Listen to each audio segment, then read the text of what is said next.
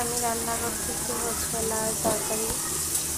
তাই দিয়ে দিচ্ছি মশলা কষাবো, মানে লাউয়ের জন্য যে মশলাগুলো প্রয়োজন লাউ রান্না করতে সেগুলো প্রয়োজন। এখানে দিলাম হচ্ছে ধনিয়া গুঁড়ো, তারপর দিলাম মরিচ, তারপর হচ্ছে সকল ধরনের যেগুলি লাগে আর কি আমি আমার স্বাদ মতো দিলাম। তারপর এখানে মাছের মাথা দিয়ে লাউ রান্না করবো। আমার কাছে চিংড়ি মাছ, মাছের মাথা এগুলো দিয়ে লাউ অনেক ভালো লাগে। যাই হোক, কথায় আসি, এখন দিয়ে দিলাম স্বাদ মতো লবণ। লবণ দেওয়ার পর মশলাটা ভালো করে কষানো হচ্ছে।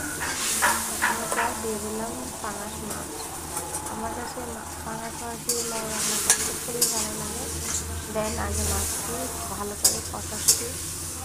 যাই হোক, ভালো করে মাছটা কষানো না হলে তরকারিটা ওরকম ভালো লাগে।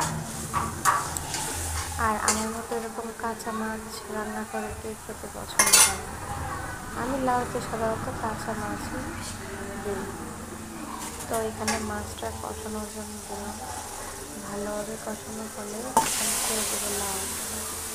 এখন দিয়ে দিচ্ছি লাউটা, অবশ্য ছোট্ট একটা লাউ ছিল। লাউটা এখন ভালোভাবে কষানো হলে লাউ পানি দিয়ে লাউ রান্না করা হবে। এখানে এক ফোঁটা পানি আমি ব্যবহার করিনি।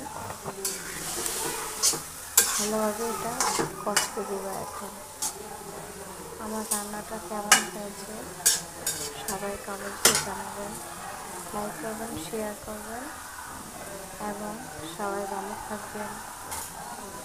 আল্লাহ হাফেজ।